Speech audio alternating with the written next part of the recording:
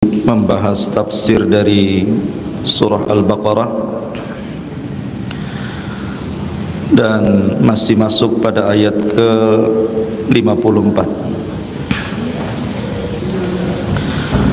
A'udzubillahi minasyaitonirrajim. Bismillahirrahmanirrahim. Wa idh atayna Musal kitaba wal furqana la'allakum tahtadun. Wa idh qala Musa liqaumihi ya qaumi innakum zalamtum anfusakum bittikhadikumul ijla fatubu ila bari'ikum faqtulu anfusakum dzalikum khairul lakum inda bari'ikum fataba 'alaikum innahu huwat tawwabur rahim. Wa idh qultum ya Musa lan nu'mina laka hatta narallaha jahra fa akhadhatkumus sa'iqatu wa antum tanzurun thumma ba'atsnakum min ba'di mautikum la'allakum tashkurun. Kemarin kita sudah sampai di sini. Secara global saya ulas kembali bahwa di antara nikmat Allah Subhanahu wa taala yang Allah anugerahkan kepada Bani Israel adalah diberikannya Taurat kepada mereka. Wa idh atayna Musal kitab, dan ingatlah ketika kami memberikan kepada Musa al-kitab, maksudnya Taurat. Wal furqan, dan yang dimaksud furqan di sini adalah mukjizat yang banyak yang Allah anugerahkan kepada Nabi Musa. Dan mukjizat itu disaksikan Bani Israel. Tetapi Allah berkehendak dengan Taurat dan mukjizat itu la'allakum tahtadun, agar kalian memperoleh petunjuk. Sebaliknya Bani Israel justru tidak mengambil petunjuk dari Taurat dan juga dari mukjizat yang Allah anugerahkan kepada mereka. Salah satu bentuknya adalah ketika mereka melakukan kesyirikan dengan menyembah patung anak sapi Samiri. Dan Allah Subhanahu wa taala katakan, wa idh qala Musa liqaumihi ya qaumi innakum zalamtum anfusakum bittikhadikumul ijla.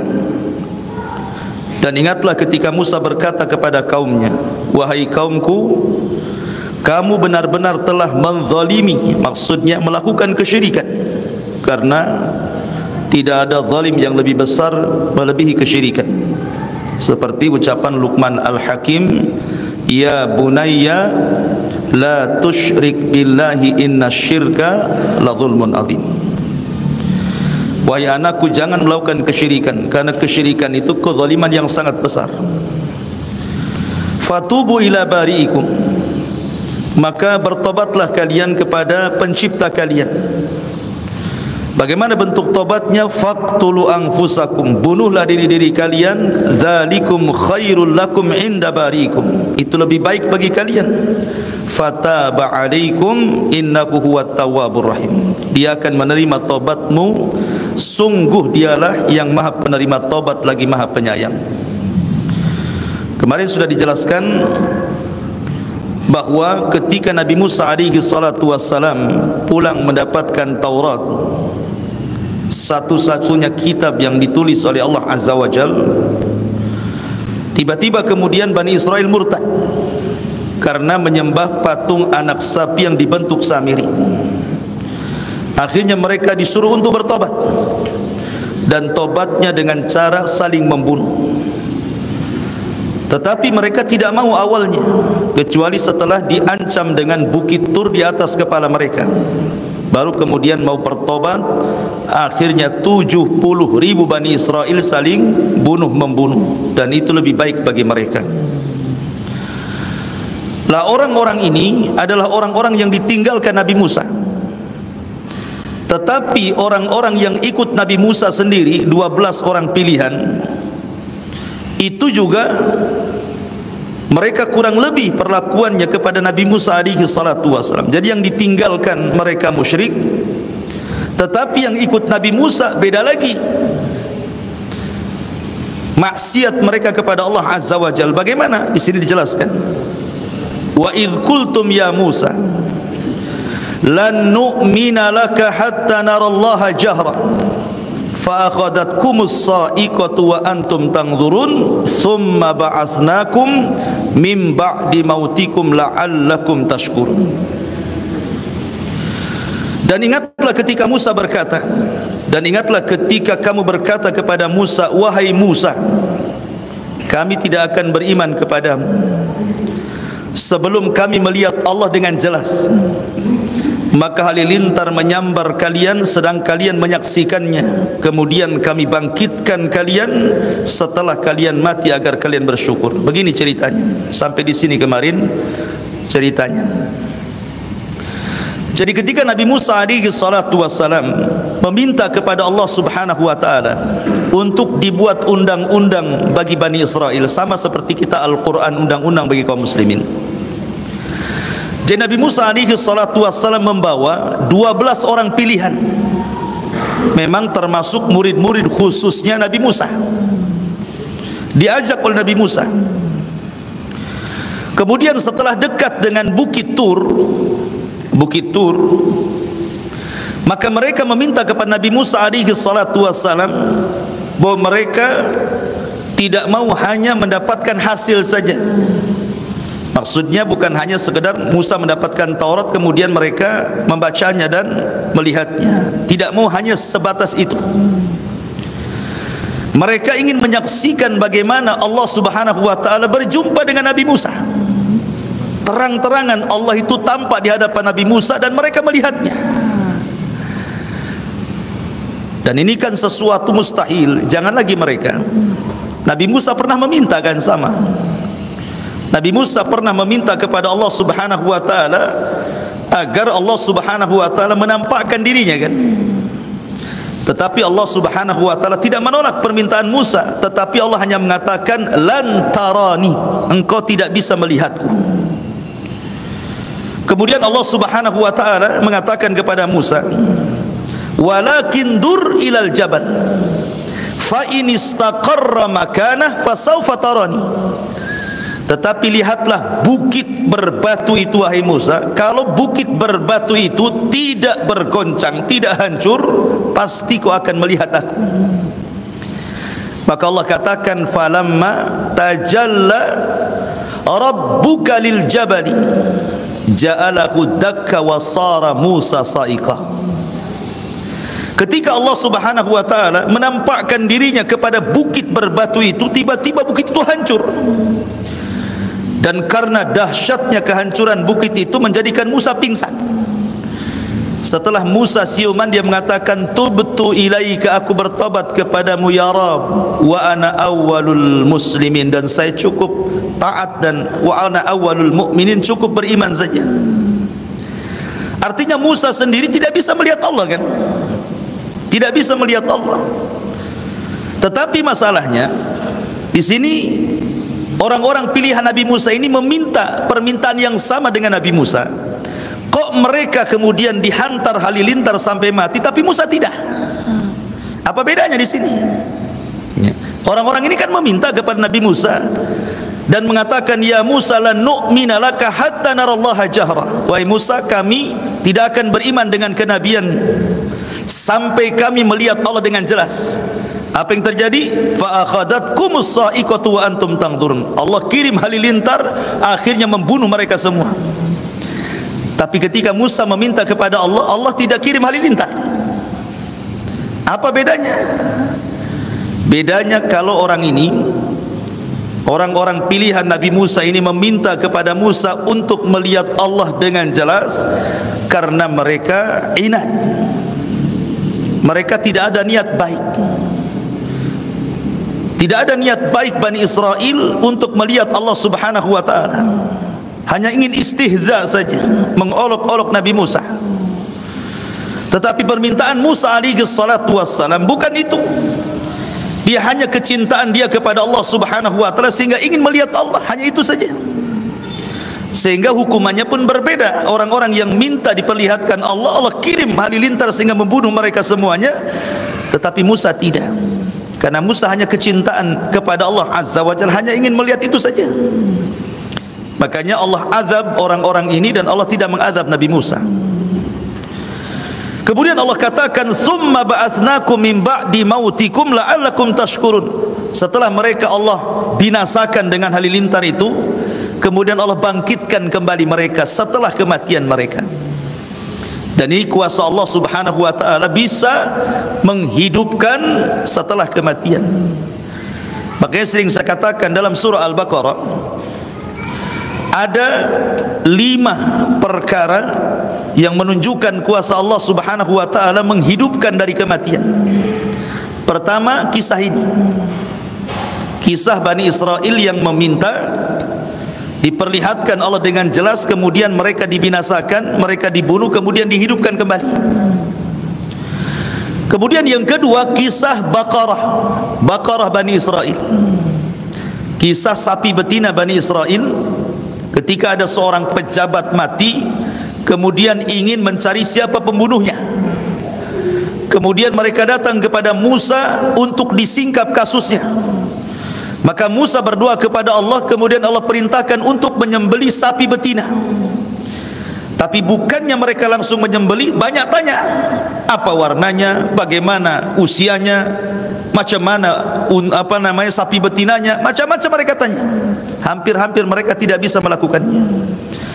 Tapi setelah kemudian mereka berhasil melakukannya, kemudian Musa pun menyuruh menyembelih sapi betina itu, kemudian memukulkan sebagian badannya kepada orang mati, tiba-tiba hidup.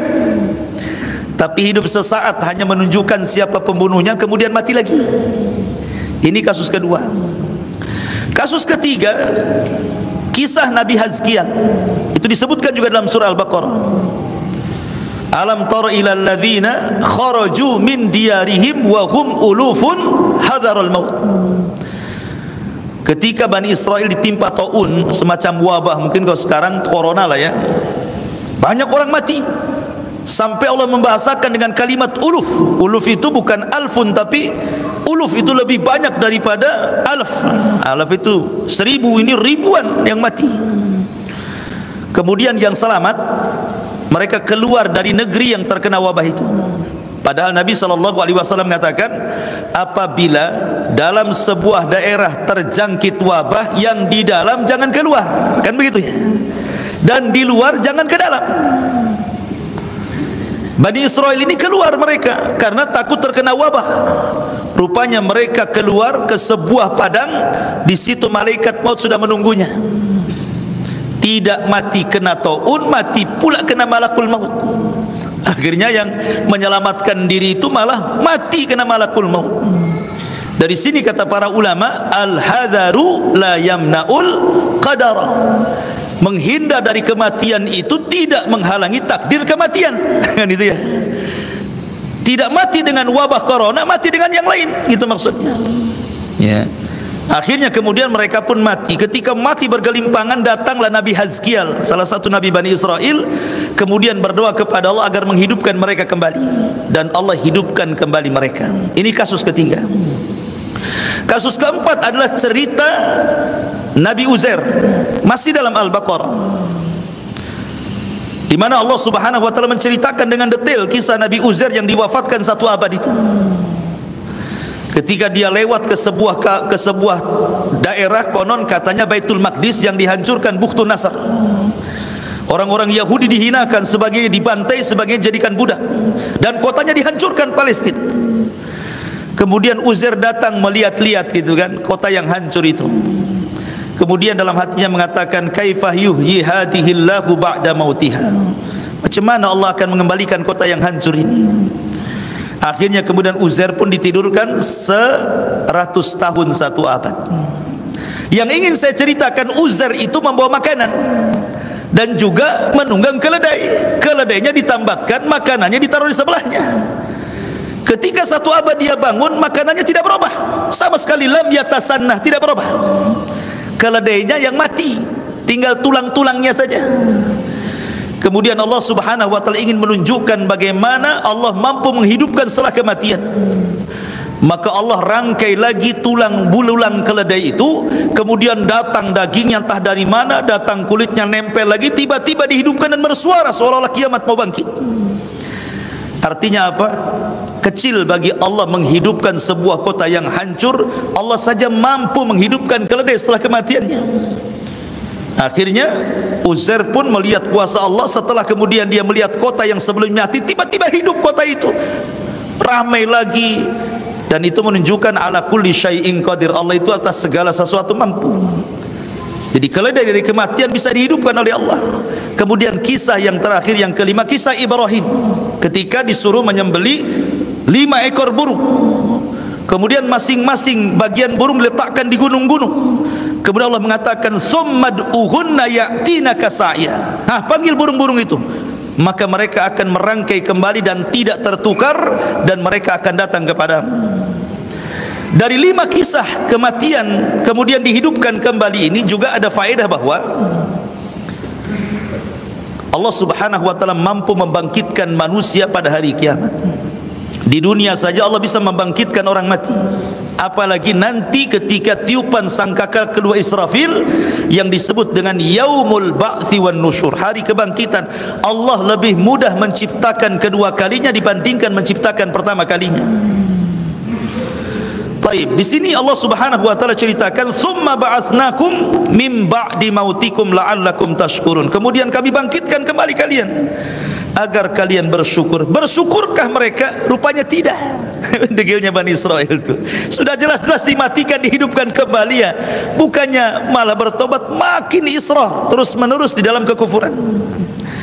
Ma'asyiral muslimin yang dimuliakan Allah Azza wa Jalla. Kemudian Allah mengatakan kisah lain, wa dhallalna 'alaikumul ghamama wa anzalna 'alaikumul manna wassalwa kulu min thayyibati ma razaqnakum wa ma zalamuna walakin kanu anfusahum yadhlimun. Dan kami menaungi kamu dengan awan, dan kami menurunkan kepadamu manna dan salwa. Makanlah dari manna dan salwa itu rizki yang baik dari Allah yang telah kami berikan kepada kalian. Maka tidak mendolimi, mereka tidak mendolimi kami, tetapi justru merekalah yang mendolimi diri mereka sendiri. Ma'asyiral muslimin yang dimuliakan Allah Subhanahu wa taala, di sini ada kisah menarik. Jadi kisah ini adalah kisah daripada Yusa ibn Nun. Jadi kisah ini kisah Yusa ibn Nun. Tapi sebelumnya, sebelum saya masuk kepada kisah Yusa ibn Nun ini, jadi Bani Israel ini mereka berhasil diseberangkan oleh Musa dari kejaran Firaun. Kemudian mereka sudah mendekati Palestina. Artinya mereka itu sudah dekat dengan Baitul Maqdis, tetapi terhalang oleh sebuah kota namanya Ariha. Kota tertua di dunia namanya Ariha. Lah Ariha ini dikuasai oleh orang-orang Amalikoh. Orang-orang Amalikoh ini orang keturunan dari kaum Ad. Orangnya besar-besar. Kaum Ad kan ma'ruf ya. Kaum Ad, kaum Samud itu kan orangnya besar-besar. Dan pemimpinnya namanya Uwaz ibn Unuk. Uwaz ibn Unuk, raksasa ya, besar badannya. Jadi kaum Amalikoh itu besar-besar karena mereka keturunan kaum Ad, orang Arab. Dari sini kita menunjukkan bahwa sebenarnya Palestina ini kalau mengurut kepada sejarah, orang yang pertama menduduki Palestina itu bangsa Arab, bukan orang Yahudi. Jadi kalau sekarang orang-orang Yahudi kemudian hendak mencaplok Palestina, kemudian mereka hendak membuat Palestina itu jadikan kota mereka, Baitul Maqdis mau dijadikan apa namanya ibu kota rayanya orang-orang Israel, itu tidak benar. Mereka itu menjajah. Tapi mereka memutarkan sejarah seolah-olah mereka pemilik Palestina dan Baitul Maqdis. Tidak.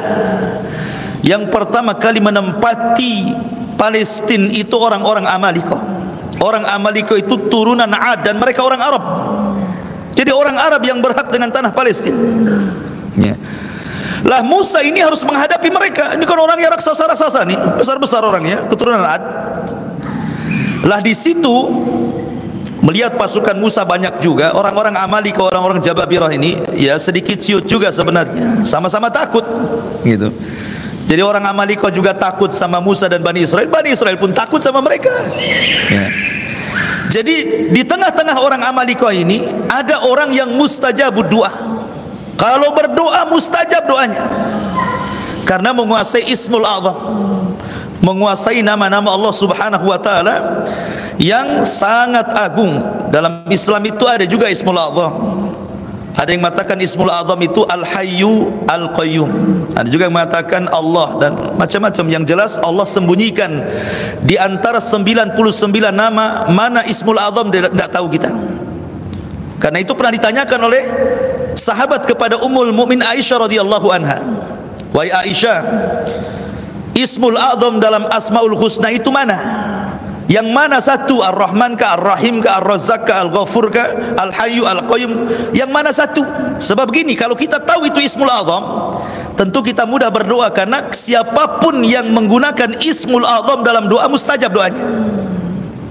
Aisyah radhiyallahu anha hanya mengisyaratkan dengan membuat semasam perbandingan dengan Lailatul Qadar. Sebagaimana Lailatul Qadar disembunyikan oleh Allah Azza wa Jalla, kita tidak tahu Lailatul Qadar itu malam apa, malam keberapa kan? Rasul hanya menunjukkan 10 akhir Ramadan. Bisa 21, bisa 23, bisa 25, 27, 29, wallahu alam. Di malam mana? Nah, sebagaimana Allah sembunyikan Lailatul Qadar di 10 akhir Ramadan, begitu juga Ismul A'zam, nama yang agung dalam 99 nama itu, yang satu, yang mana satu tidak tahu. Makanya kalau ingin berdoa dan ingin bertepatan dengan Ismul A'zam, ya baca aja semua Asmaul Husna. Nanti akan kena juga kan gitu ya. Jadi ada seorang laki-laki di tengah-tengah Amalika ini, namanya Bal'am ibn Ba'urah. Bal'am ibn Ba'urah, orang alim. Konon katanya dia salah satu dari muridnya Nabi Musa yang disuruh berdakwah di Amalika ini. Wallahu alam. Yang jelas ini kisah Israiliyat. Akhirnya kemudian orang-orang Amalika ini datang kepada Bal'am ibn Ba'urah dan mengatakan, "Ya Bal'am, Musa sudah sampai di Bukit Husban." Bukit Husban itu kan terbentang lebar gitu ya. Artinya sudah dekat dengan kita. Jangan-jangan Musa akan datang kemari menyerbu kita, mengeluarkan kita dari sini. Engkau kan seorang alim, penguasa Ismul A'zam, berdoalah kejelekan kepada Musa dan kaumnya. Akhirnya kemudian Bal'am ibn Ba'urah tidak mau dan mengatakan, "Celaka kalian, dia Nabi Allah. Tidak mungkin saya berdoa keburukan kepada Nabi Allah." Tapi karena kemudian didesak, dikasih harta, dikasih jabatan, dikasih dunia, lama-lama ciut. Lihat bagaimana fitnah dunia. Terkadang orang yang istiqomah bisa berubah. Fitnah dunia ini ngeri gitu ya. Ustadz, kiai, tokoh agama ini kalau sudah masuk urusan politik dunia, sebentar saja itu hilang agamanya ya. Jadi Bal'am ibn Ba'urah akhirnya mau kemudian mendoakan kejelekan kepada Musa, tapi doanya selalu kepleset, tidak bisa. Yang didoakan Musa, bukan orang lain. Nabi Allah, ulul azmi, seorang Rasul kalimullah, macam mana didoakan keburukan? Akhirnya Bal'am merasa tidak dikabulkan doanya, dia pun mengatakan, "Khasirtu dunya wal akhirah." Aduh, aku sudah rugi dunia, rugi akhirat katanya. Jadi rugi dua-duanya gitu ya, karena sudah gak mempan lagi doanya. Makanya kisah Bal'am ini, Ma'asyiral muslimin yang dimuliakan Allah Subhanahu wa taala, dijelaskan di dalam Al-Qur'an kan, bagaimana Bal'am ini dikatakan fansalakha minha fakana minal ghawin. Maka Bal'am tiba-tiba insalah. Insalah itu seperti ular kalau mau ganti kulit, kulitnya ditinggal, badannya pergi. Itu insalah namanya. Jadi imannya ditanggalkan, takwanya ditanggalkan, ilmunya ditanggalkan, jadi orang jahat. Bal'am bin Ba'urah itu. Bahkan Allah mengatakan fa'atba'ahu syaitan. Fa'atba'ahu syaitan, setan yang ikut dia, bukan dia ikut setan. Si Bal'am ini. Ya. Akhirnya karena tidak bisa, akhirnya Bal'am pun membuat siasat dengan cara meminta kepada gadis-gadis Amalikoh untuk pergi pura-pura berniaga ke pasukan Musa, ke tenda-tenda Musa, cari orang pilihan Musa, suruh berzina satu saja sudah cukup. Akhirnya kemudian diutuslah wanita-wanita cantik itu. Pura-pura jualan ini, jual makanan ke pasukan Musa. Rupanya salah satu orang pilihan Musa tergoda dengan wanita Amalikoh, berzinah pula dia di situ. Akhirnya dengan berzinah itulah Bal'am berhasil menghancurkan Musa dan Bani Israel. Dikirimlah azab kepada Bani Israel. Dikirim azab kepada Bani Israel. Apa azabnya? Yatihuna fil ardi arba'ina sanatan. Mereka dibuat linglung di negeri linglung. Mereka tinggal di padang pasir tapi tidak bisa keluar dari padang pasir. Jadi kalau kita ini di Batam nih mau ke Tanjung Pinang itu putar-putar di Batam aja, nggak sampai-sampai ke Tanjung Pinang, muter-muter di situ saja. Itu namanya tih, namanya ardut tih. Saya bahasakan dengan bumi linglung, nggak bisa keluar dari situ. Pokoknya mau kemana saja balik lagi ke situ. Bukan setahun 2 tahun, arba'ina sanatan, 40 tahun mereka tidak bisa keluar dari situ. Gara-gara satu maksiat menghancurkan satu negara. Satu yang salah semua kena. Wattaqu fitnatan la tusibanna alladhina zalamu minkum khassa. Takutlah kepada fitnah yang kalau Allah timpakan bukan hanya orang zalim saja yang terkena, orang baik pun terkena imbasnya. Makanya pentingnya al-amru bil ma'ruf wan nahyu anil munkar. Ajak manusia kepada kebaikan, cegah juga kemungkarannya. Ya. Karena mengajak manusia kepada kebaikan gampang, tapi mencegah dari kemungkaran ini yang susah. Ayo solat gampang, tapi untuk memperingatkan orang ini menyelisih sunnah, orang ini jatuh kepada syirik, itu agak berat tuh. Tetapi begitulah asas Islam dibangun di atas 2 perkara. Ajak manusia kepada kebaikan, cegah juga kemungkarannya. Ya. Lah ketika mereka di linglung itulah Nabi Musa alaihi salatu wassalam mengutus nuqaba Bani Israel. 12 pilihan Nabi Musa diutus untuk mengintai. Lah salah satu yang terlibat dalam pengintaian itu adalah Yusa ibn Nun. Nah, di sini ceritanya dimulai. Salah satu dari orang pilihan itu adalah Yusa ibn Nun. Rupanya ma'asyiral muslimin yang dimuliakan Allah Azza wa Jalla, setelah diutus oleh Musa untuk mengintai kekuatan orang-orang Amalikoh yang berada di negeri Ariha itu, ketika melihat kaum yang gede-gede badannya, raksasa-raksasa gitu ya, kemudian yang 12 ini pulang. Yang 10 sudah diperingatkan Nabi Musa, jangan bercerita tentang pasukan Amalikoh yang gede-gede, nanti Bani Israel ciut, nggak mau melawan. Ngapain kita ngelawan raksasa kan itu ya, nengok aja udah takut apalagi perang gitu. Musa mengatakan jangan cerita, jangan disebarkan, karena Allah Subhanahu wa ta'ala sudah mewahyukan kepadaku kita akan menang perang. Sebenarnya Musa sudah meyakinkan kita menang perang, tapi jangan disebarkan, nanti akan mengalami ketakutan orang-orang ini. Akhirnya kemudian yang 10 orang kurang ajar pula, malah diberitahu kepada keluarganya, pamannya, ponaannya, akhirnya akan menyebar ya kan. Takutlah Bani Israel jadinya. Hanya 2 orang yang disebutkan dalam sejarah Bani Israel. Pertama Yusa ibn Nun, dia betul-betul nurut apa kata Nabi Musa, tidak menyebarkan ya. Yusa ibn Nun.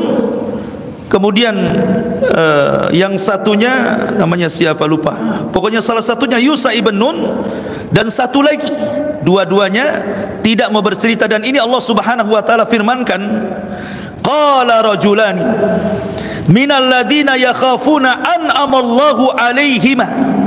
Berkata 2 orang yang tidak menyebarkan itu, Yusa ibn Nun dan juga satunya Kalib ibn Yufanna, ya, namanya Kalib ibn Yufanna dan Yusa ibn Nun.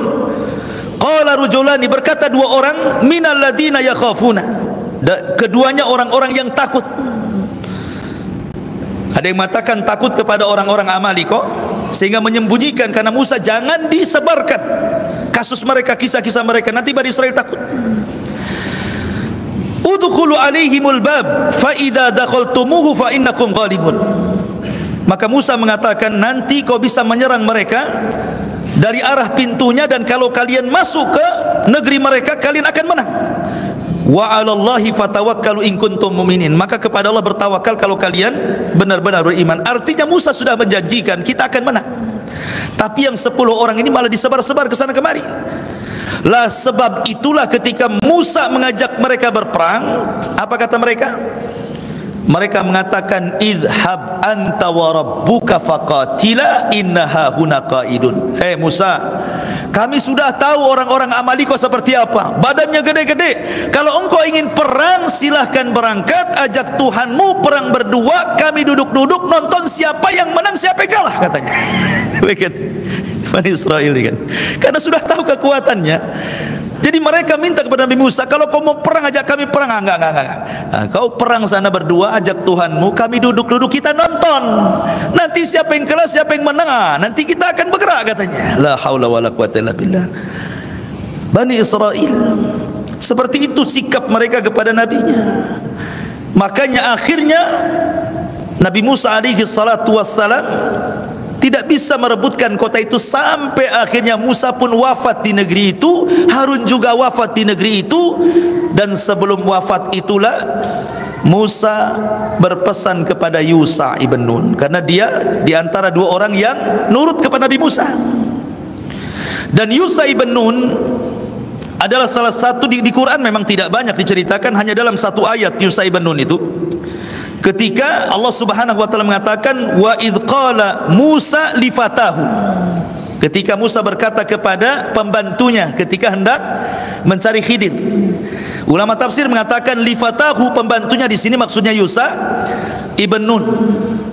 Adapun nasabnya ada yang mengatakan Yusha ibn Nun ibn Ifraim ibn Yusuf ibn Yaqub ibn Ishaq ibn Khalil ibn Ibrahim, Khalilullah Ibrahim alaihi salatu wassalam. Jadi dia Yusha, putra Nun, putra Ifraim, putra Nabi Yusuf, putra Yaqub, putra Ishaq, putra Khalilullah Ibrahim. Ini satu riwayat. Ada yang mengatakan dia adalah anak saudari daripada Nabi Musa. Jadi dia yang diwasiati oleh Musa sepeninggalnya serbu orang-orang Amalika itu, bunuh raja-rajanya. Makanya kemudian yang berhasil membukakan Palestina itu, Baitul Maqdis, adalah Yusha ibn Nun, bukan Nabi Musa, karena Musa sudah meninggal di Arduti. Lah ayat yang kita ceritakan ini, wa dhallalna 'alaikumul ghamama wa anzalna 'alaikumul manna wassalwa, ini cerita ketika mereka berada di negeri linglung, ketika mereka diazab tidak bisa keluar dari negeri linglung itu. Bayangkan padang pasir, ikhwan. Padang pasir itu tidak ada satu tumbuhan hidup, burung pun tidak ada lewat di situ, kemudian air pun tidak ada, apa yang dimakan, apa yang diminum. Mereka juga tidak bisa bernaung di sebuah pohon, mereka kepanasan. Akhirnya kemudian mereka mengatakan kepada Musa alaihi salatu wassalam, aina ta'am ya Musa, di mana makanan wahai Musa, kita tidak ada makanan, ya. Maka kemudian Allah Subhanahu wa taala memberikan kepada mereka makanan yang namanya manna dan salwa. Apa itu manna? Manna itu ditumbuhkan satu pohon, ya. Kemudian ada buahnya, dan buah itu mengeluarkan air dan rasanya sama dengan madu. Adapun salwa itu burung. Jadi Allah Subhanahu wa taala kirim burung banyak-banyak dan mudah ditangkap. Ya, mudah ditangkap, disembelih, kemudian mereka makan, dibakar. Ya, jadi setiap hari seperti itu. Jadi kalau mereka makan kapan saja, mau siang, mau pagi, mau sore, mau malam, tinggal metik, tinggal nangkap burung, tidak perlu dijerat gitu ya, tinggal disembelih, dibakar, dimakan. Bayangkan, mereka tidak perlu lelah, tidak perlu capek nyari rizki, nyari uang untuk beli makanan. Makanan sudah ada di hadapan mereka. Dan ini nikmat yang Allah anugerahkan kepada Bani Israel. Kemudian mereka mengatakan, "Taib ya Musa, ini makanan sudah ada daging burung, sudah ada buah yang rasanya kayak madu gitu ya. Aina syarab, lalu di mana minuman?" Maka kemudian Musa pun oleh Allah Subhanahu wa taala disuruh untuk memukulkan tongkatnya. Tiba-tiba ketika dipungkulkan ke batu, keluarlah 12 mata air. Kenapa mesti 12? Ketika Musa memukulkan lautan, 12 jalan. Ketika kemudian memukulkan batu, 12 air mata air. Ya, karena Bani Israel satu kabilah dengan kabilahnya itu tidak akur, suka perang gitu ya. Maka mereka dibuat sendiri-sendiri oleh Nabi Musa. Nah, mata air kamu sebelah sana. Oh, kamu kabilah Ruben sana, kabilah Samun di sana, kabilah Lawi di sana, kabilah Yahuda di sana, kabilah Zabulun di sana, kabilah Yasakir di sana, gitu ya. Kabilah siapa lagi? Jad, kabilah Ashir, kabilah Yusuf, kabilah Binyamin, kabilah Naftali, kabilah Dan, gitu ya. Jadi 12 kabilah ini disendiri-sendirikan tuh. Jadi supaya tidak saling rebutan. Coba nikmat mana lagi? Fabi ayyi ala'i rabbikuma tukadziban. Nikmat mana lagi yang kalian dustakan? Makanan tinggal ngambil, minuman tinggal minum, gitu ya. Itu nikmat Allah. Makanya Allah Subhanahu wa taala kemudian menjelaskan bagaimana itu nikmat besar. Kemudian mereka mengatakan, ya Musa, ainal ghamam? Kita ini enggak ada rumah, enggak ada tenda. Ini matahari terik panas ini katanya. Gimana caranya supaya kita tidak panas? Permintaan Bani Israel ini aneh-aneh. Maka Musa meminta kepada Allah untuk dinaungi. Fadhallalna alaikumul ghamam. Datang awan. Akhirnya mereka sudah tidak panas lagi. Dengan adanya awan, matahari di balik awan, dah enggak panas sudah. Walaupun tidak ada rumah, tidak panas. Sudah dikasih makan, dikasih minuman, dikasih naungan, mereka masih tanya, aina saub, di mana pakaian kami? Pakai ini aja katanya. Subhanallah, Bani Israel minta semua sama Nabi Musa, diberi. Akhirnya turun pakaian itu tidak pernah usang, tidak pernah robek. Ya, kalau kecil besar sendiri. Pokoknya nikmat luar biasa ya, yang Allah Subhanahu wa taala anugerahkan kepada mereka.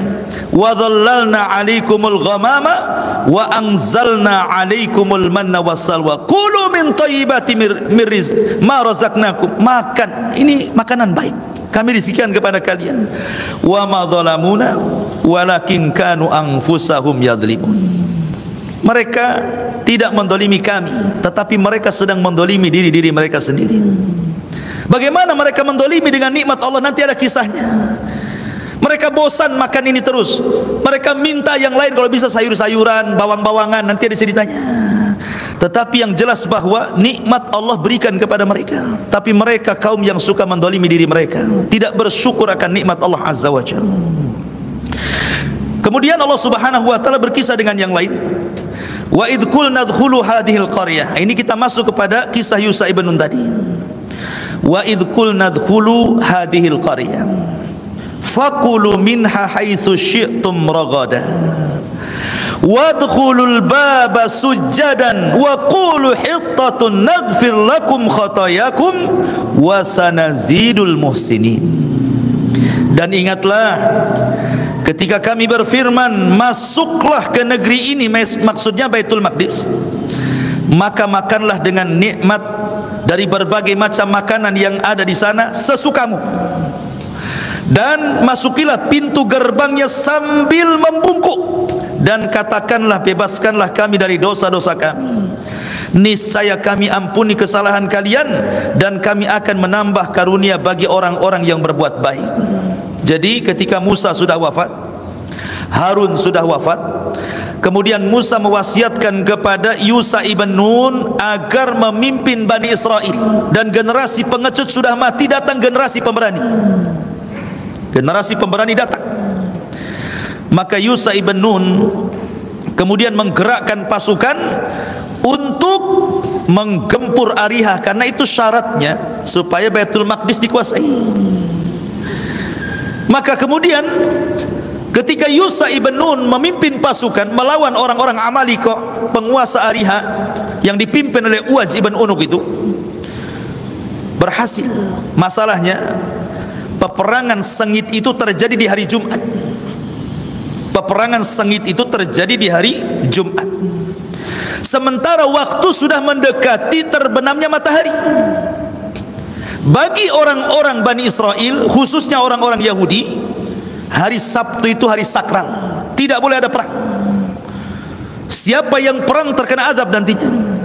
Jadi mereka menjadikan hari Sabtu sakral. Maka Yahudi itu mereka memuliakan hari Sabtu, Nasrani hari Ahad, Muslim hari Jumat, harinya masing-masing.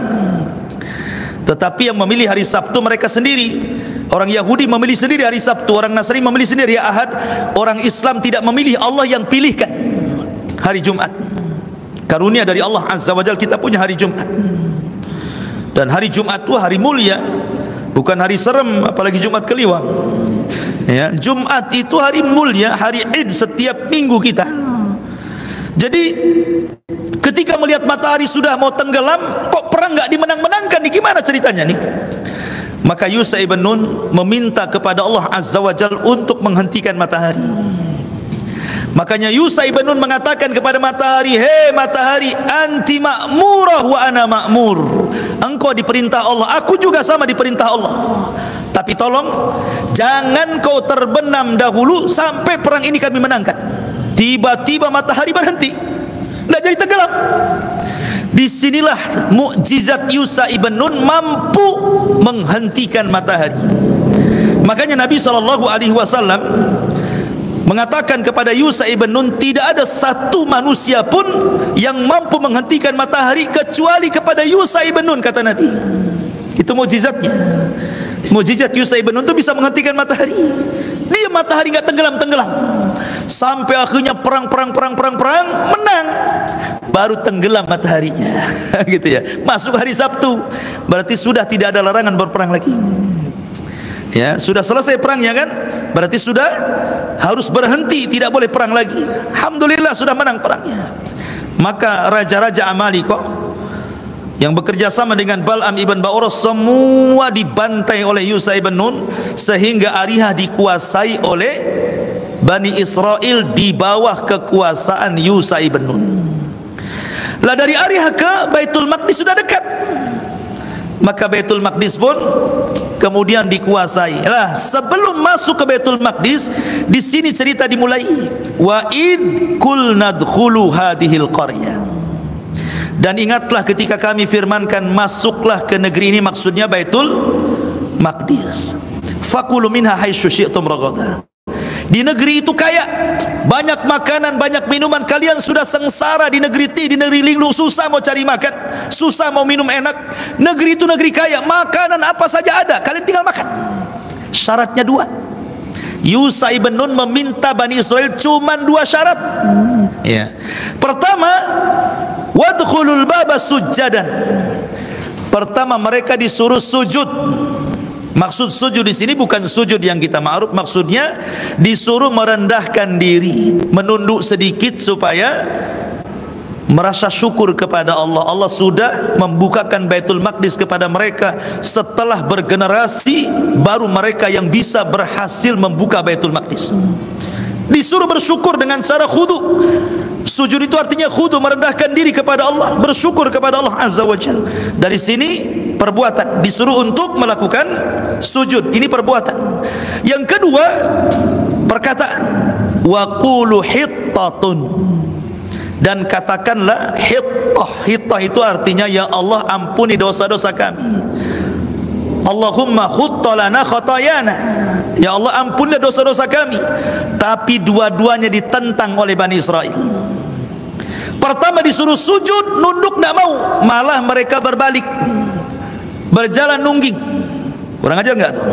Kata Yusha ibn Nun, suruh nunduk malah berbalik, nungging pula dia ke belakang. Satu. Yang kedua disuruh membaca hittah, malah mereka mengganti hintah. Hintah itu artinya gandum. Maksudnya hintah itu perkataan, ya Allah beri makan kami. Disuruh mengucap ya Allah ampuni dosa kami, malah diganti ya Allah beri makan kami. Bani Israel kan, disuruh maju nunduk malah nungging, disuruh ngomong ya Allah ampuni dosa, ya Allah mana makanan katanya. Itulah Bani Israel. Makanya Allah mengatakan naghfir lakum khotoyakum wa sanazil. Kalau kalian melakukan dua syarat ini, kami akan ampun dosa kalian, kami tambah kebaikan kalian. Tapi Bani Israel ini memang kurang ajar ya. Sudah Baitul Maqdis, capek-capek mereka mengalahkan Ariha dengan Amalikohnya, kemudian membebaskan Baitul Maqdis dengan mudah. Ini kan bersyukur karena mereka sudah sulit hidupnya di negeri linglung, itu sudah sulit. Sekarang mereka dihadapkan dengan kekayaan yang luar biasa. Tiba-tiba apa? Tiba-tiba mereka pun mendolimi diri mereka. Allah katakan fabaddalal ladzina zalamu qaulan. ghairal ladzi qila lahum fa anzalna 'alal ladzina zalamu rijzan minas sama'i bima kanu yafsukun. Lalu orang-orang yang zalim menggantikan perintah dengan perintah lain. Disuruh hittah dibaca hintah, disuruh ya Allah ampuni dosaku malah ya Allah mana makanan. Makanya fa anzalna 'alal ladzina zalamu, Allah turunkan kepada orang-orang yang berbuat zalim rijzan, maksudnya azab. Minas sama, Allah turunkan dari langit azab. Apa azabnya? Seketika Allah kirim penyakit taun. Allah sebar wabah taun, 70.000 mati. Ketika mereka tidak mau melaksanakan dua perkara ini, langsung total Allah mengirim taun. Mati semua bergelimpangan 70.000 orang tuh. Makanya Allah mengatakan bima kanu yafsukun, karena mereka berbuat fasik, tidak menjalankan perintah nabinya, justru bermaksiat kepada nabinya. Makanya ciri khas Bani Israel yang sekarang ada pada orang-orang Yahudi, fariqan kadzabtum wa fariqan taqtulun. Sebagian kalian mendustakan para nabi, sebagian kalian membunuh para nabi. Karena ribuan Bani Israel banyak membunuh ribuan para nabi, mendustakan syariatnya seperti kasus ini. Ya, ma'asyiral muslimin yang dimuliakan Allah Subhanahu wa taala. Kemudian pada ayat 60-nya balik lagi cerita kepada negeri linglung. Wa idistasqa Musa liqaumihi faqul nadrib bi asaqal hajar fanfajarat min husnata asyrata aynan qad alima kullu unasim masyrabahum kulu washrabu min rizqillahi wa la ta'thaw fil ardi mufsidin. Dan ingatlah ketika Musa memohon air untuk kaumnya, lalu kami berfirman, pukullah batu itu dengan tongkatmu, maka memancarlah daripadanya 12 mata air. Setiap suku telah mengetahui tempat minumnya masing-masing. Makanlah dan minumlah dari rizki yang diberikan Allah, dan janganlah kamu melakukan kejahatan di bumi dengan berbuat kerusakan. Tetapi nikmat yang besar, air itu nikmat yang besar, ya kawan. Wa ja'alna al-ma' kulla syai'in hayyin, kami jadikan air itu segala sesuatu kan bisa hidup. Tidak ada nikmat melebihi air. Jadi Allah Subhanahu wa taala ketika menciptakan, kalau sedikit saya cerita tauhid ya, ada namanya tauhid rububiyah. Salah satu makna rububiyah adalah Allah al-Khaliq, Allah itu pencipta. Dan ketika Allah menciptakan makhluk itu ada dua. Pertama, Allah menciptakan yang disebut dengan usulul khalqi namanya, usulul khalqi. Kemudian ada furu'ul khalqi. Apa sih usulul khalqi dengan furu'ul khalqi itu? Usulul khalqi itu maksudnya Allah menciptakan asal makhluk dulu. Asal makhluk apa? Pertama Allah ciptakan arasy. Yang kedua Allah ciptakan air, di bawah arasy ada air. Kemudian yang ketiga Allah Subhanahu wa taala ciptakan setelah ini kolam, lauhil mahfud. Kemudian setelah itu Allah ciptakan apa namanya, an-nar, api. Kemudian setelah itu Allah ciptakan nur, cahaya. Ini namanya usulul khalqi namanya. Usulul khalqi. Inilah, dari sinilah tercipta segalanya. Ya. Ada yang Allah ciptakan kun fayakun, jadi maka jadilah. Aras kun fayakun, jadi maka jadilah. Air kun fayakun, jadi maka jadilah. Kemudian kolam, kemudian lauhil mahfuz juga sama. Kemudian api, kemudian cahaya kun fayakun. Ada juga yang Allah ciptakan makhluk dari makhluk yang Allah ciptakan. Itu namanya furul khalqi namanya. Ya. Allah menciptakan makhluk dari makhluk ini Allah ciptakan lagi.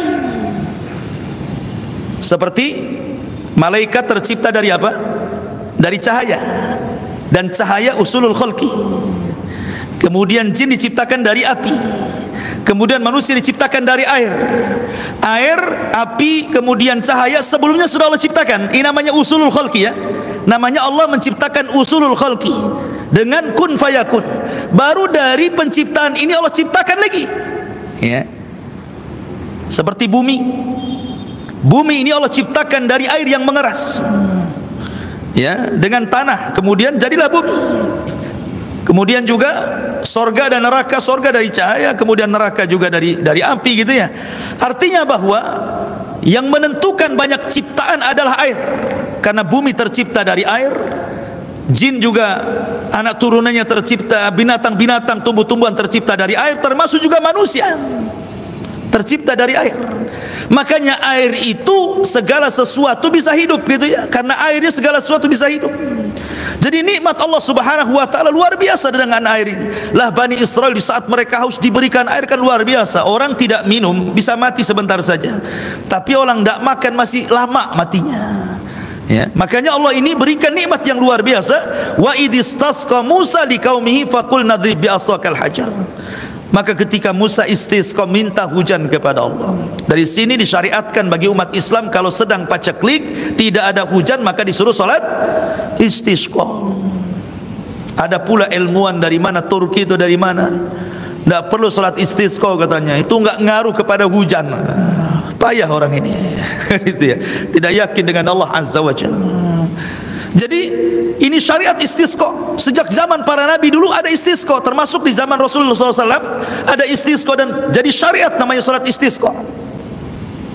Dulu Nabi Sulaiman juga istisqa, kemudian Nabi Musa juga istisqa, kemudian di zaman Umar bin Khattab juga istisqa, datang kepada Abbas untuk mengimami salat kemudian berdoa turun hujan, ya kan? Maka Bani Israel meminta air kepada Nabi Musa, maka Musa memperlihatkan mukjizatnya. Bayangkan mata mereka melihat bagaimana Musa memukulkan batu tiba-tiba keluar air, dan itu nikmat dari Allah, mereka diberikan nabi yang luar biasa. Kemudian Allah Subhanahu wa taala ingatkan, kulu washrabu min rizqillah, makan minum dari rezeki Allah, wala ta'tsaw fil ardi mufsidin, jangan kalian melakukan kerusakan. Tapi apakah Bani Israel bersyukur? Rupanya tidak. Perhatikan nih, ini ayat terakhir baru kita tanya jawab. Mereka sudah diberikan makanan manna dan salwa, mereka sudah diberikan minuman, mereka sudah diberikan naungan, mereka sudah diberikan apa? Diberikan pakaian. Tiba-tiba mereka mengatakan kepada Musa, wa idh qultum ya Musa lan nasbira ala ta'amin wahid fad'u lana rabbaka yukhrij lana mimma tumbitul ardu min baqliha wa kisaiha wa fumiha wa adasiha wa basaliha qala atastabdiluna alladhi huwa adna billadhi huwa khairun ihbitu misra fa inna lakum ma sa'altum wa dhuribat alaihimudz zillatu wal maskanatu wa ba'u bi ghadabin minallah dzalika bi annahum kanu yakfuruna bi ayatillahi wa yaqtuluna an-nabiyina bighairi haqq dzalika bima asaw wa kanu ya'tadun. Dan ingatlah ketika kamu berkata, wahai Musa, kami sudah bosan dengan makanan manna dan salwa ini, ya, kami tidak tahan hanya makan ini saja, minum ini saja, gitu ya. Maka mohonlah kepada Tuhanmu agar kami, di sini lihat suul adabnya, mereka menganggap bahwa Allah itu Tuhannya Musa saja. Harusnya kan mereka mengatakan fad'ulana rabbana, ini rabbaka, kan itu suul adab itu namanya. Berdoalah kepada Tuhanmu, seolah Tuhannya itu Tuhan Musa saja, bukan Tuhan mereka, gitu ya. Berdoalah Musa kepada Tuhanmu, katanya, agar kami diberikan makanan lain, jangan ini saja, kan itu. Apa makanannya? Diberi makanan yang ditumbuhkan dari bumi seperti sayur mayur, mentimun, bawang putih, kacang adas, bawang merah. Bayangkan coba. Ini makanan manna dan salwa ini datang dari Allah, itu makanan lezat. Lezat Allah yang kasih dari langit, tidak perlu nanam, tidak perlu nyari uang, tidak perlu beli, tidak perlu ada. Tiba-tiba mau yang lain. Maunya itu yang sayur-sayuran, mentimunan yang ada bawang putihnya, kacang adasnya, bawang merahnya, ya kayak lalapan jadinya. Mau minta yang lalapan pecel lele gitu mungkin. Maunya itu yang kayak gini-gini. Lah kata Musa, kalau kalian pengen itu, bitu Misra, itu banyak tumbuh di tempat di mana-mana. Kau tinggal ke kota sebelah itu banyak itu. Tapi manna dan salwa kalian tidak akan dapat satu dunia. Itu makanan dari Allah, makan lezat. Ya. Akhirnya karena permintaan mereka mendesak kepada Nabi Musa, Allah cabut nikmat. Allah hilangkan manna, Allah hilangkan salwa, Allah hilangkan makanan-makanan lezat, Allah angkat lagi ke langit. Kemudian mereka pun menjadi miskin lagi, makan lalapan. Nggak ada lagi daging-dagingan mereka makan, nggak ada lagi madu-maduan. Akhirnya mereka makan kacang-kacangan. Makanya Allah mengatakan, ya, ketika mereka mengatakan agar dia memberi kami apa yang ditumbuhkan bumi seperti sayur mayur, mentimun, bawang putih, kacang adas, bawang merah, Musa menjawab, apakah kalian meminta sesuatu yang buruk sebagai ganti dari sesuatu yang baik? Bodoh kalian ini makanan lezat, kalian pula cari makanan yang tidak lezat. Kalau hanya itu, pergilah kalian ke kota sebelah, pasti kamu akan dapat makanan itu. Gara-gara itulah akhirnya apa? Wa dzuribat alaihimudz zillatu wal maskanatu wa ba'u bighadabim minallah. Kemudian mereka ditimpa kenistaan, kemiskinan, dan mereka kembali mendapatkan murka dari Allah. Hidupnya sengsara lagi. Dicabut makanan, dicabut minuman, dicabut awan, kemudian susah pula mereka hidup, air sudah mulai sedikit, pokoknya dibuat miskin oleh Allah. Harusnya mereka ketika diberikan nikmat itu kan, la in syakartum la azidannakum wa la in kafartum inna adzabi lasyadid, kan itu. Dan ini kaidah umum, siapapun antum diberikan nikmat, bersyukur, Allah tambah. Antum punya istri satu, bersyukur, nanti Allah tambah, kan itu. Kalau kufur dengan yang satu nggak akan ditambah. Artinya bahwa nikmat apapun kalau kita bersyukur pasti Allah tambah. Tapi kalau kalian kufur seperti Bani Israel ini, ya tunggu saja, azab Allah akan menimpa mereka, waba'u bi ghadabim minallah, dan mereka mendapatkan murka. Sampai hari ini Yahudi itu dimurkai Allah, sehingga Allah senantiasa menyuruh kita membaca ghairil maghdubi alaihim waladhdallin. Tetap maghdub sampai hari ini kita menyebut ghairul maghdub. Siapa maghdub itu? Yahudi. Ya Allah, janganlah seperti orang-orang yang dimurkai. Waba'u bi ghadabi minallah. Siapa mereka? Yahudi. Mereka senantiasa dimurkai sampai hari ini oleh Allah Subhanahu wa taala. Dzalika bima asaw wa kanu ya'tadun. Yang demikian itu karena mereka durhaka dan melampaui batas. Wallahu a'lam. Ini di antara sedikit kisah Bani Israel. Baik, masih ada waktu. Silakan ya bertanya.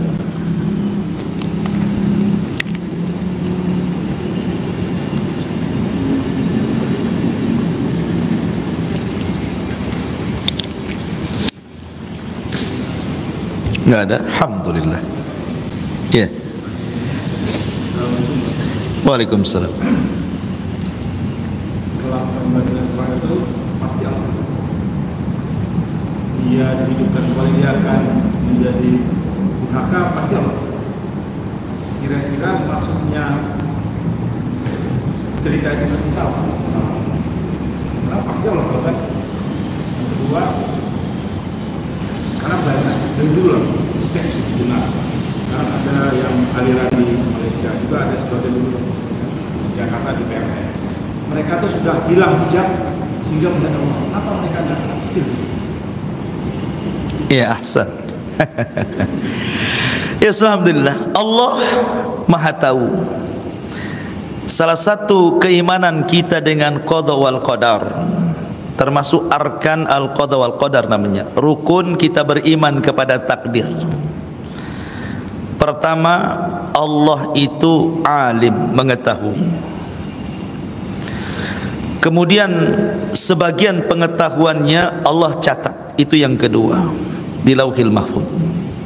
Kemudian yang dicatat, yang ketiga, Allah ciptakan apa yang dicatatnya. Kemudian yang keempat, ketika Allah menciptakan tidak lepas dari kehendaknya. Itu namanya arkan qada wal qadar. Allah mengetahui, setelah Allah mengetahui, Allah catat sebagian ilmunya, tidak semuanya di Lauhil Mahfuz. Kemudian Allah ciptakan apa yang dicatatnya. Ketika menciptakan itu atas kehendak Allah. Allah Maha tahu yang telah, yang sedang, dan yang akan datang. Dan Allah Maha tahu kepada sesuatu yang mustahil terjadi. Kalau terjadi Allah tahu. Itu yang keempat. Yang pertama, Allah Maha tahu kepada yang telah terjadi, satu. Kepada yang sedang terjadi, dua. Kepada yang akan terjadi, tiga. Kepada yang mustahil terjadi, kalau terjadi Allah tahu. Contohnya, Allah mengatakan lau adu apa namanya, kalau mereka kembali ke dunia, La'adu limanuhu anhu. La'adu limanuhu anhu. Kalau orang-orang kafir yang masuk neraka itu dikembalikan ke dunia, niscaya mereka akan melakukan kekafiran lagi. Orang dibangkitkan dari neraka ke bumi kan mustahil. Mana bisa orang masuk neraka dikebumikan lagi? Ya tidak mungkinlah dikekalkan di neraka. Tapi kalau seandainya Allah ciptakan lagi bumi, kemudian orang yang ahli neraka dari orang kafir itu dikembalikan lagi ke bumi, pasti kufur lagi. Gitu maksudnya. Itu artinya Allah Maha tahu sesuatu yang mustahil terjadi, kalau terjadi Allah tahu. Nah, gitu maksudnya ya. Jadi ini namanya arkan al-qada wal qadar. Allah tahu. Makanya Allah Subhanahu wa taala itu menciptakan al-makruh, sesuatu yang buruk. Allah juga menciptakan al-khair, sesuatu yang baik. Supaya apa? Menjadi ibtila. Ibtila itu ujian bagi manusia. Tidak ada sesuatu yang Allah ciptakan baik yang baik atau yang buruk kecuali ada hikmah di baliknya. Kenapa Allah ciptakan iblis? Kenapa Allah ciptakan Abu Jahal? Kenapa Allah ciptakan Fir'aun? Ada hikmah di situ, ada ibtila namanya ya. Kita untuk ujian. Ada seseorang yang melihat kura-kura. Dia bertanya, ya buat apa Allah ciptakan kura-kura kayak gini? Ya. Akhirnya kemudian setelah ngomong begitu, digigit dia sama kura-kura. Kemudian tetanus, hampir diamputasi. Datang ke dokter. Kemudian kata dokter, ini harus dipotong, ini racunnya sudah nyebar kemana-mana. Tapi kalau ingin kau selamat, nggak diamputasi, ada obatnya. Obatnya apa dok? Ayo kita cari binatang, kau makan dagingnya, mudah-mudahan itu bisa menghilangkan virusnya. Dicarilah, rupanya ketemu dengan kura-kura yang menggigitnya. Ini obatnya katanya. Ini obatmu di sini katanya. Tangkap dia, sembelih dia, makan. Itu nanti ada macam-macam bakteri yang bisa matikan itu. Baru dia ngomong, untuk apa lo ciptakan ini? Tahu-tahu dia pula obatnya dari situ. Dia baru tahu kan? Rupanya itu jawabannya. Di situ jawabannya. Terkadang kita kepatuk ular, rupanya dari bisa ular pula kita ini. Contoh corona. Itu juga vaksin itu dari virus juga, dari corona juga kan, untuk mengobati coronanya itu. Artinya nggak jauh-jauh obatnya juga di situ. Jangan bilang ini kenapa Allah ciptakan ini, jangan bilang gitu. Karena ada hikmah di balik itu. Salah satu hikmahnya adalah ibtilah, untuk menguji manusia. Ya, kenapa ada setan? Kenapa ada Abu Jahal? Kalau tidak ada setan, tidak ada Abu Jahal, tidak ada Fir'aun, tidak ada surga, tidak ada neraka masalahnya. Makanya hanya untuk ibtila, ujian. Allah sudah tahu Bani Israel akan seperti itu, tapi kenapa Allah biarkan? Salah satunya untuk ibrah, karena Allah itu maha tahu. Tetapi ketika Bani Israel kemudian mereka itu akan kembali berbuat jahat, dimatikan kemudian balik lagi, itu bukan kehendak Allah, itu kehendak dirinya. Karena dia diberikan begini loh. Contoh ya, ini Abu Jahal dicatat kafir, mati kafir oleh Allah Azza wa Jalla, Lauhil Mahfuz. Allah catat. Kemudian Abu Jahal betul-betul kufur. Apakah Abu Jahal kufur karena ikut catatan? Bukan. Bukan dia kufur karena ikut catatan. Kalau dia kufur karena ikut catatan, Allah zalim. Allah mencatat Abu Jahal kufur, kemudian dia kufur, Allah masukkan neraka. Zalim Allah di situ. Ya kan? Bukan. Abu Jahal kufur bukan karena catatan. Abu Jahal kufur karena kehendak dia. Kemudian Allah catat. Itu maksudnya. Ya. Maka harus dipahami. Sebab kalau seandainya orang mengatakan bahwa dia kufur karena Allah sudah mencatat, seperti orang namanya LGBT, kapan lu tobat? Ya kan? Ini sudah takdir saya. Takdir saya enak saja. Nah, itu ngikut catatan namanya. Enggak. Kalau begitu Allah zalim jadinya kan.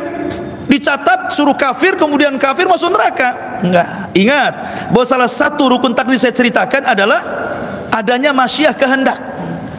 Manusia punya kehendak, Allah punya kehendak. Walaupun kehendak manusia tetap di bawah kehendak Allah, tapi manusia diberikan ikhtiar.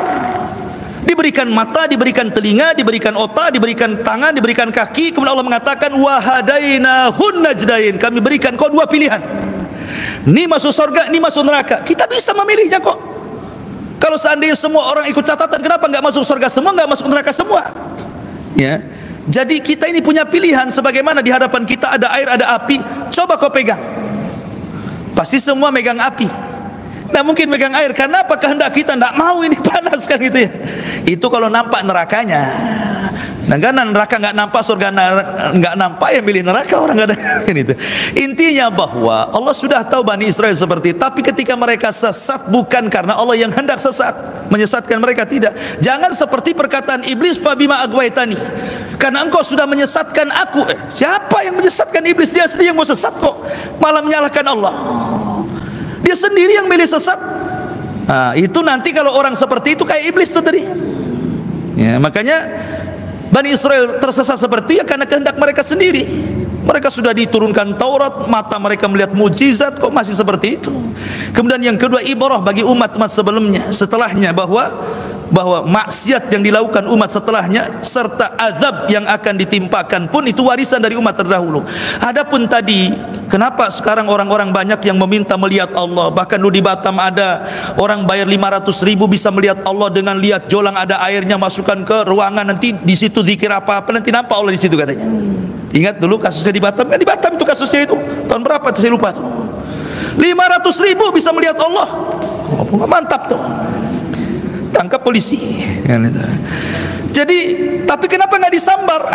Disinilah pertanyaannya. Kenapa tidak seperti Bani Israel? Fa akhadhathumus sa'iqatu wa antum tanzurun. Kenapa mereka tidak disambar halilintar, dimatikan saja? Karena Allah Subhanahu wa taala ketika mengutus Nabi sallallahu alaihi wasallam, di antara rahmat, wa ma arsalnaka illa rahmatan lil alamin, di antara rahmat diutusnya Nabi bagi orang-orang kafir, tidak diazab sebagaimana azab umat terdahulu. Itulah permintaannya. Jadi umat sekarang walaupun menentang Allah, menentang Nabinya, tidak akan diazab seperti umat yang dulu pernah diazab. Ya. Makanya kenapa diutusnya Nabi itu rahmat bagi semesta alam, bukan bagi umat Islam saja. Orang kafir pun merasakan rahmat itu, tapi mereka tidak sadar, bahkan mendustakan Nabi Allah Muhammad sallallahu alaihi wasallam. Itu masalahnya. Itu jawabannya, mungkin kurang lebih seperti itulah. Baik, cukup. Subhanakallahumma bihamdika asyhadu an la ilaha illa anta astaghfiruka wa atubu ilaik. Allahu ta'ala. Assalamualaikum warahmatullahi wabarakatuh.